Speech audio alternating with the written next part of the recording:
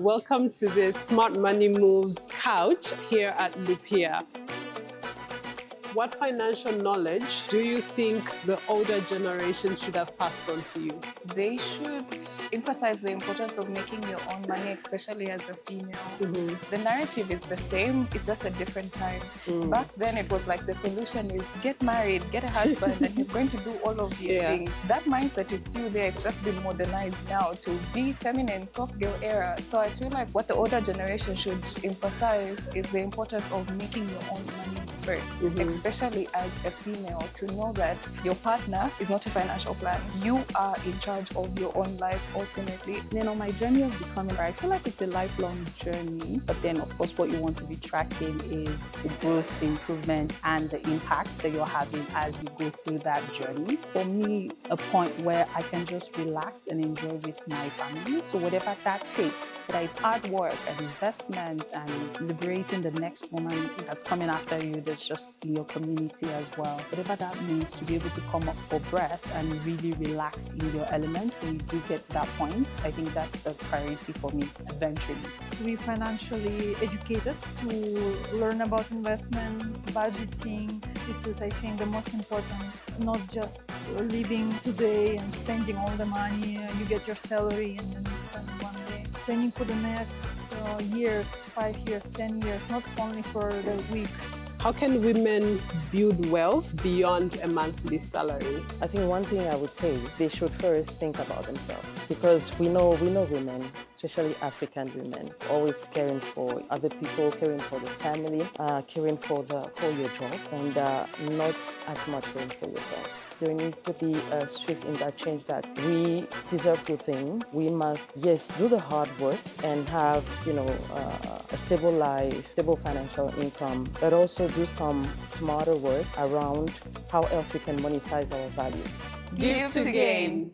Hi, everybody, and welcome to this Smart Money Moves couch here at Lupiya. We are celebrating Women's Month, and in celebration, I have 4 remarkable women with me to discuss money and financial empowerment among women. Hi, everybody. Hello. Welcome to the Lupiya Money Couch. I'm just going to ask each of you to introduce yourself. And perhaps in introducing yourself, I want you to answer the question, tell us your journey of becoming. Barbara? Thank you very much for having me. My name is Barbara Williams. I am based in Côte d'Ivoire, and currently I'm part of the founding team at Skills. What we do, very simple, is that we ease card issuance across the continent, and I look after revenue and growth. I am a mom. I'm also, my sister, a wife, a daughter, and everything. I enjoy cooking a lot. That's what I do in my spare time. And on the journey of becoming, honestly, I wouldn't say, I'm still on that journey. I'm still on that journey. And I think one pivotal moment for me was to see some other women achieving great things in my community, because growing up, it was something that wasn't very present where I grew up. I grew up in Togo. So coming to a stage where I was entering the corporate world and I was seeing some women at some very powerful, positions, I actually started thinking about, how do I get there? How do I get there?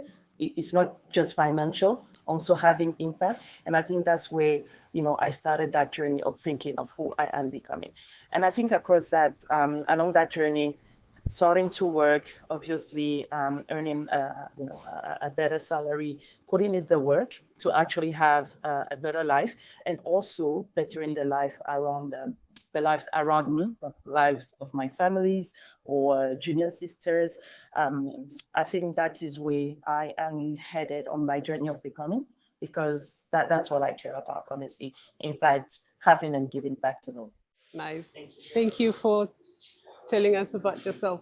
Moji, I'll move to you. What is your journey of becoming? So hi everyone, I'm Mojisola Karim. I'm Nigerian, in case you can't tell by my accent. I've been in the financial space, fintech, for I think going to maybe 9 years now, and I've worked across different industries, even within the financial sector.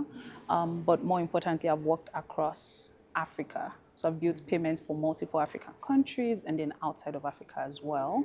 So payments is something that's really dear to me, especially when you put it in the context of Africa and everything that we can still achieve when it comes to payments. I'm not married, but I do have a partner. And when I'm not working, two key things for me is fashion. So I have a brand on the side where we're just designing female outfits at the core, and then sometimes maybe one or two male designs, but primarily focused on women. And I have been in the fashion space going to say 15 years, longer than payments. And I really do enjoy it. So from illustration to the production of it, to tailoring, to putting it out there. And then if I'm not doing fashion, then I'm definitely playing tennis or hiking. So that's what I like to do just to be a little fit, because going to the gym is just not on the list. So there's that. And then on my journey of becoming, I definitely want to echo Barbara. I feel like it's a lifelong journey.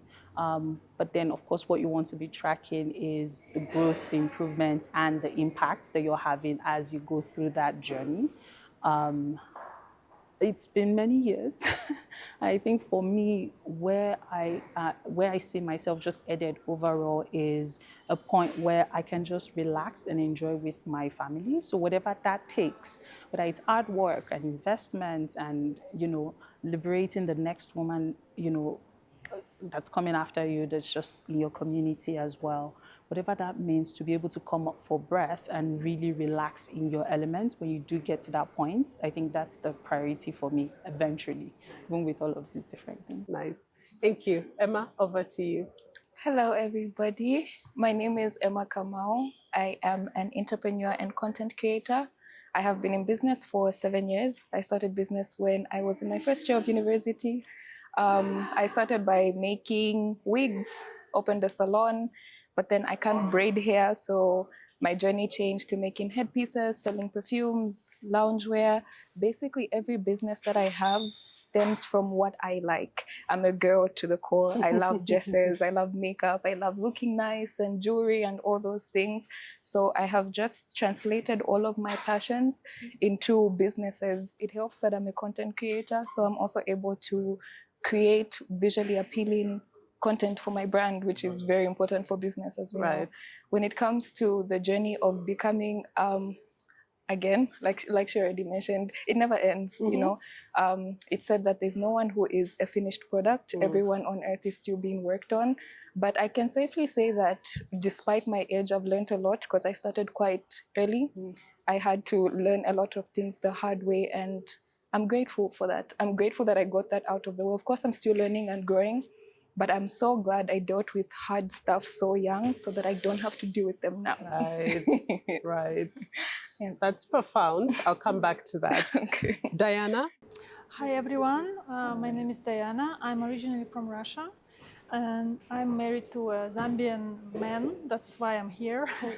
Yeah, we met in China. We were models. We met at work and then we, at some point, decided to move to Zambia, to his home country, and I found it nice, a nice place to stay, maybe even forever, I'm not sure. Yeah. So we have decided to start a clothing business, custom-made clothes, men, women, and corporate wear, Chilanga Mulilo, everything. Because we love fashion, we also like looking good and dressing up. That's my journey of becoming, and we will continue our business and try to expand. And we saw a gap here in tailoring, like there is not so many reliable tailors here. So we want to provide this service of reliable tailors that don't give empty promises, that we do on time. We connect with our clients. But it takes time to teach the local people to follow all these rules. Thank you. I'm surrounded by fashion people. I think right. we have so many people to go to for fashion advice from now on. Barbara, coming back to you, when you're introducing yourself, you said you were aspiring to achieve something? Is it that you were looking up to certain people? Did you have a specific number in mind that you wanted for you to be able to say, I have achieved this and I am successful? What was that about? Yeah, it was definitely not a number. I was chasing a feeling of accomplishment, and that to me, or contentment, and that to me was that I am happy. And for me, happiness is not just about what you have. For me, it was a very deep feeling of wanting to be free financially as well, and having the people around me, my family, my close ones, being free. And however that came, I mean, through whichever journey, hard work, smart work, that was the journey. So it was definitely not a number, but it was, and I can name it like very simple things like a roof on top of your head, food on the table, medical aid, you know, those things for my family. Because again, growing up, we all had different stories. My story growing up was I had very tough moments. So I didn't want that for me growing up, definitely. And I also didn't want that for my parents or the children that I would bring into the world. So it was that feeling that I was chasing, and definitely not a number. I hear you. Mojili, two-part question. Would you say we have a hustle culture in Zambia? And if, only if your answer is yes, would you say that it comes from, drawing from Barbara's story, most people's upbringing? In Zambia, I feel like I'm biased a little bit because... And feel free to extend to other jurisdictions. Yeah. And this is why I feel like I'm biased. If I'm answering just in the context of Zambia, because I have seen hustle culture where it's 1,000% more intense than it is here, I am inclined to say no. And I'm then going to back it up to answer the second part of your question, where you said, is it as a result of upbringing? I think also yes. So no, because again, I'm Nigerian. I grew up in Lagos. I was born and raised in Lagos. So for anyone that's been in Lagos, you don't even have to live there. You've just stepped into Lagos and you've spent maybe like 2 hours in Lagos. You'd immediately understand what I'm saying when I say, when I compare. I'm not sure that I'm the right person to say yes anywhere else. Like it would always be a little less intense than it is in Lagos in Nigeria when it comes to like hustle culture. Now then to the second part of your question, when you now consider that Nigeria is a country of over 250 million people, the entire population of Zambia alone is less than the population in Lagos. That's an entire country. The population is less than Lagos population. You can already immediately understand why it's never going to be as intense in, when you compare it to most countries. And I think, this is what now ties it to upbringing. When you're in a space, an environment where the competition is stiff, it's the most populous African country. There's just so much more that everyone is fighting for and fighting towards, versus a place where it's still more slow paced or just a little relaxed. The competition is not as stiff. The resources are not as limited. They're not as scarce compared to, a place like Lagos. You would then understand why for Zambia, it can be a no, where it's like the hustle culture is not that crazy, it's not that intense. People are still sort of living life. People are they're going home at 5. People are not working weekends. People are not working around the clock. People are sleeping when they should be sleeping. You would then understand why, again, it's a factor of the environment and also the upbringing, because what I have experienced as well is what I would sort of pass on to the next generation, whether not necessarily your kids, just even like your younger ones, your colleagues. Who you are is sort of what translates, and that's what you also pass on. But then if you look at it on the flip side, and this is why it's a matter of the environment and the upbringing in Lagos is you better eat or get eaten, right? It's like there's just so many people. Yourself and your siblings are probably fighting for the same role. Everybody is trying to chase something, and it's the upbringing, and it's what your parents will tell you. It's why some Nigerians are known for, I don't care what you say, you have a dream in or you're passionate about. You have to finish your education, you have to go to school, you have to get a job. That's what your parents would also tell you. So they are pushing you towards that particular direction, knowing where we are from, right? And that's, I think, what makes the hustle culture a lot more intense in Nigeria compared to like other countries. Yeah, so for me, in Zambia, it would always be like, oh, this is chilled. It's chilled. This is, yeah, this People is are laid good. back. Yeah, I hear Yeah, you. yeah. Emma, Zambian perspective. Do we have a hustle culture? And is it a sign of empowerment or survival? I think it exists, but sometimes it exists for the wrong reasons that it ends up just burning us out. I feel like there is hustle culture when you're literally just hustling. You really just want to create a life for yourself. What I've noticed with a lot of Zambians is that we are okay with faking hustle culture.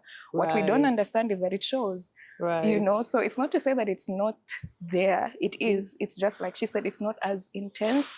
It's not as extreme, and our market is definitely not as competitive, to be very honest. There's a lot of leisure, relaxation, you know, being okay with messing up, bad customer service, this, that wouldn't happen I hear if you. you're intently hustling for something. So it's there, but just not to the extent it can be. Right. Yes. Right.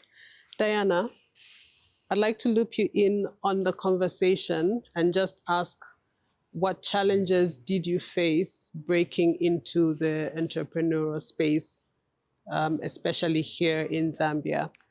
Well, the few challenges that we had here is that because, as we said before, the people here are not hustling and they are not used to doing like a good job.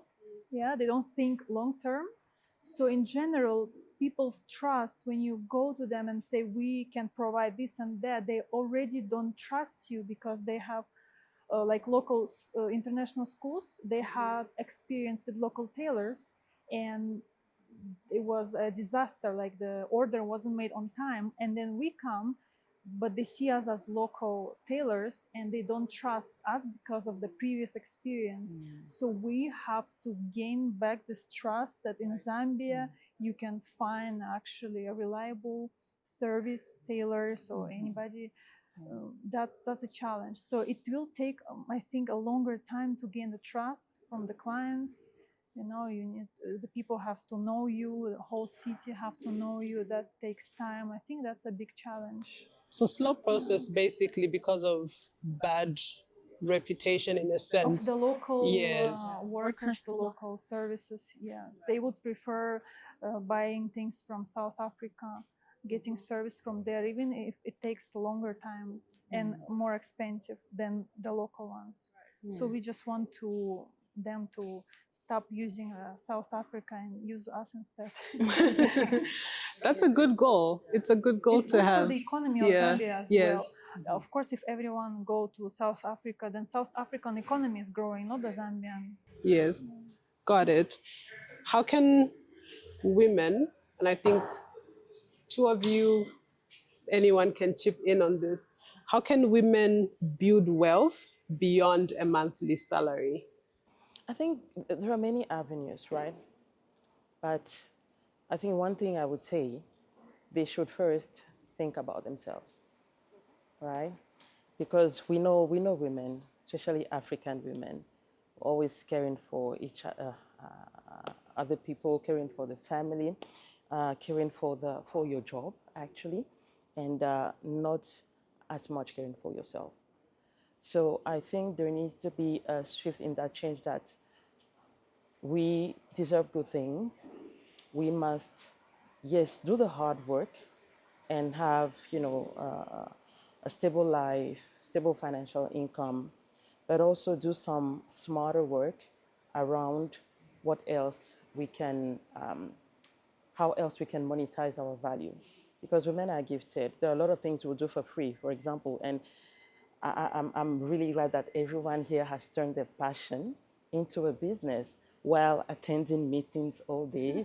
So I think that is definitely the part, and that will only come from a place where you're not thinking about your employer first, you're not thinking about your family first or your community first, you're thinking about yourself, the things you like, and the value you can bring out of those things for yourself.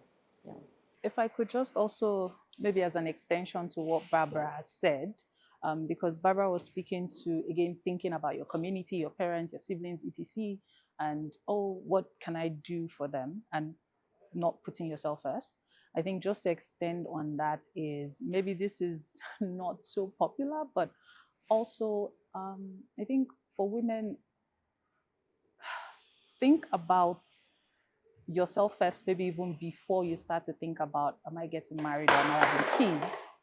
Because ultimately, those would be channels that take money from you as well, right? So, how much do I have?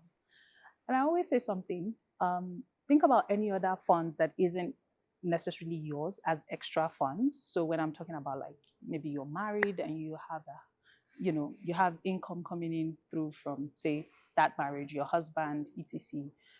Think about that as an extra fund when you're making decisions. So your base fund has to be, how much do I have, and can I afford to have kid number 1 and kid number 2 and 3? Before you then think, oh, yeah, no, there's support coming in and that's extra money.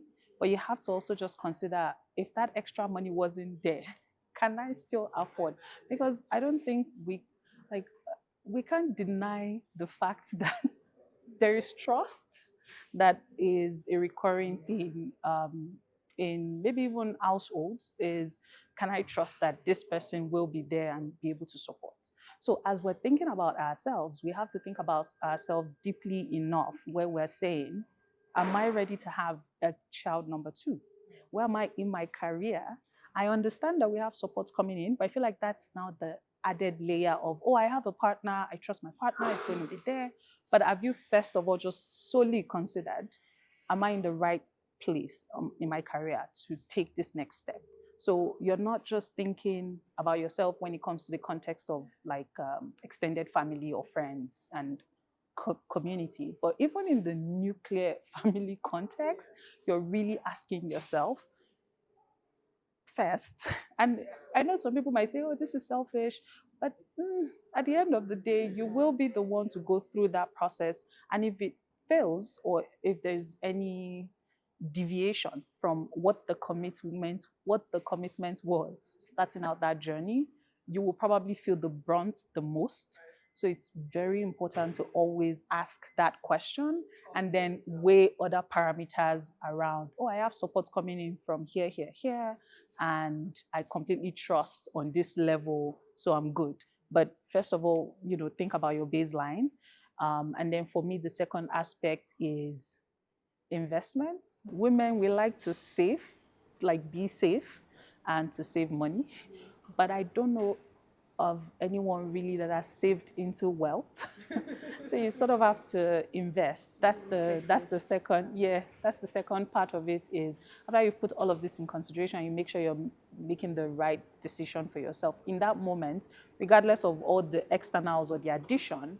Then ensuring that even as the money coming up through however means, whether it's entrepreneurship, whether it's 9 to 5, whether it's even like income that your husband is giving you, whatever your situation would be, ensure that that money is going into building wealth from, say, an investment perspective. You're putting it back to get more. And there are different levels of investment as well, from high risk to extremely low risk, and nothing would even happen to your money. But let's not try to just save into wealth. It rarely happens. Yeah, you just spend it anyways. So that would be my 2 top. That's insightful. Diana? Yeah, I wanted to add about the investment, how important that is. Nowadays, the markets are growing, especially the African market is developing. So it is very important to invest, especially with the inflation. I do invest myself, and I will teach my kids to invest. And yeah, that's, I think, the number 1 advice. Also budgeting. Every month you need to know exactly how much you spend, what's your earnings. People think they know how much they spend, but they don't. especially, we like to shop, we need to buy all this makeup, we sometimes can, get lost in shopping and forget about the budgeting. That's very important. Okay. So piggybacking off your responses, the three of you, what financial knowledge do you think the older generation should have passed on to you? I'll start with Barbara and come this way. I would say it is definitely the budgeting, because I'm going from what they were doing. Because the older generation, at least in my community, they were not the investors, at least the way we are investing today. They will maybe invest in real estate, for example, but at home. And that's why I liked Moji's point a lot. Like, I'm married, I have a home. The expenses that you would see bringing up a home versus when you live alone, like, it's crazy. And it is a time where you're in a mindset where you want to provide the best life for your family. You want your kids to lack nothing.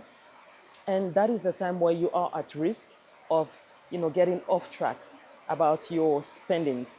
So I would say it started at home, and our moms did it very well, right? I know they did it very well.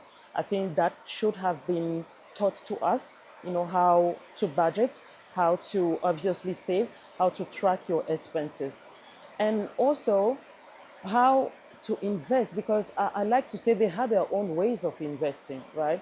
They had their own ways of investing, they had their own ways of chasing wealth. But at some point, what was more important for them was to send their kids to school and wish for a good job for them, and that was all. So, what financial knowledge do you think the older generation should have passed on to you?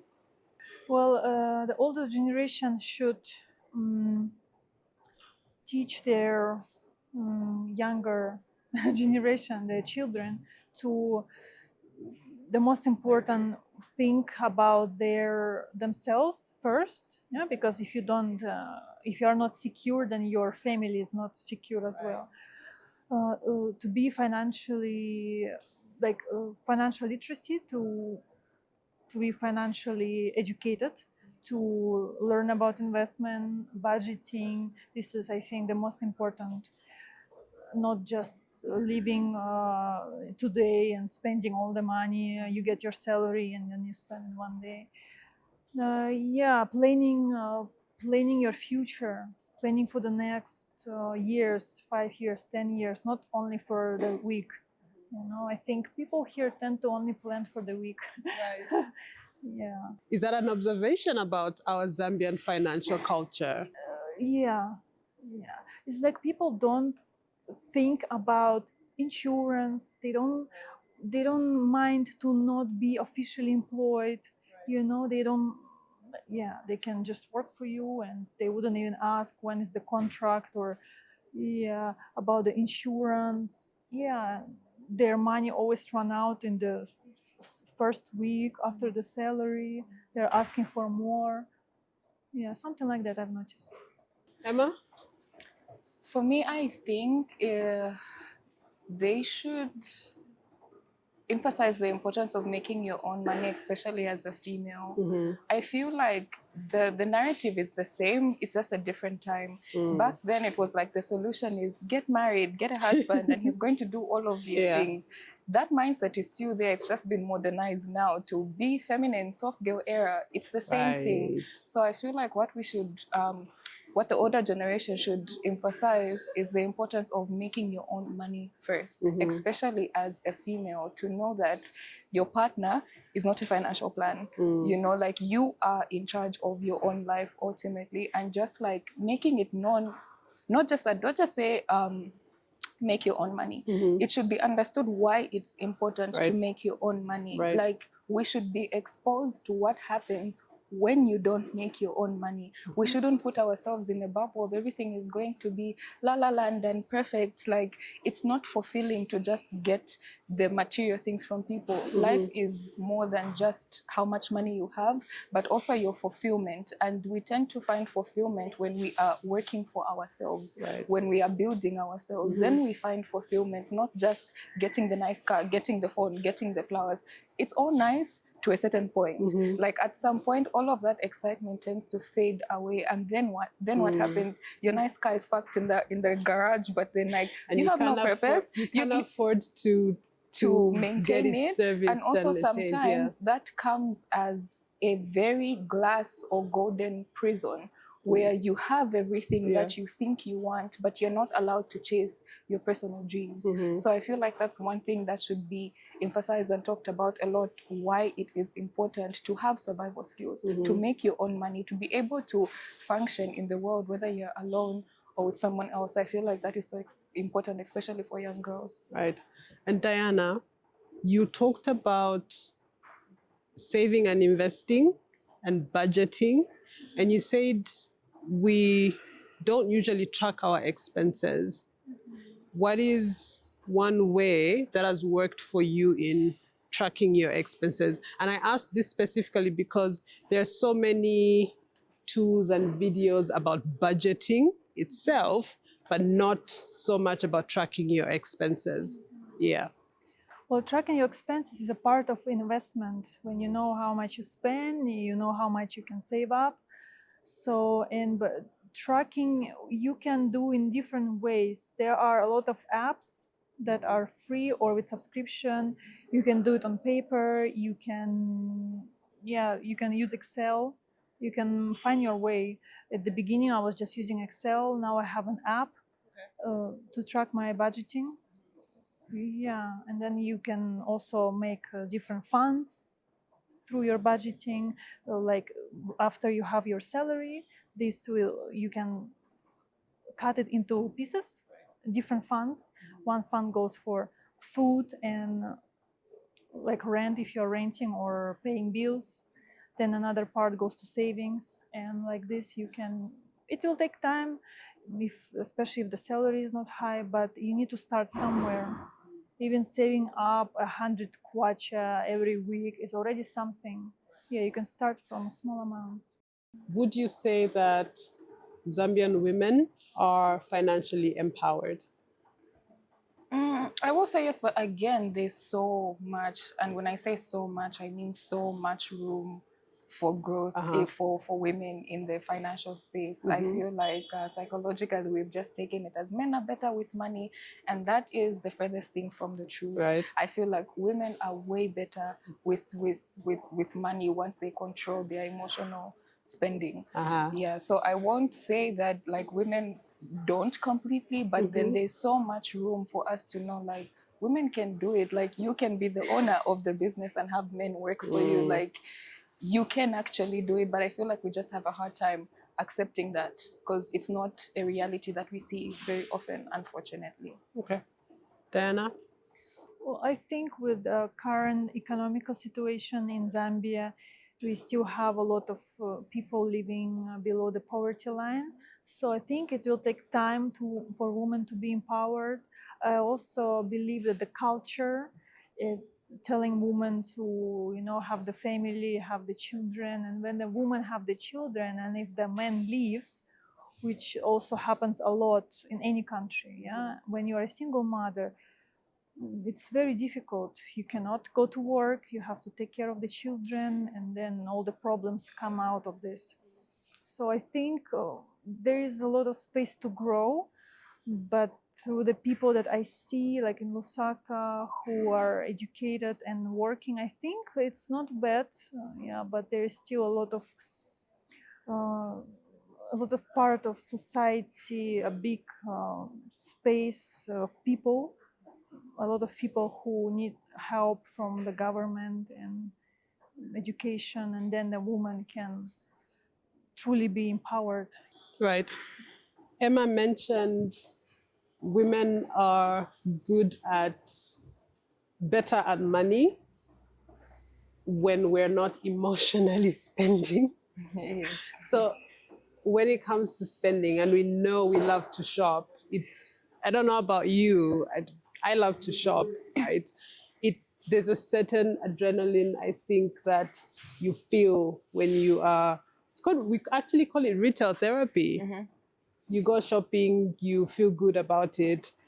What would you say, this is a two-part question again, what would you say is a smart money move you have made on your part? And what does smart money moves look like for you? Okay, so a smart money move that I started doing was investing in assets.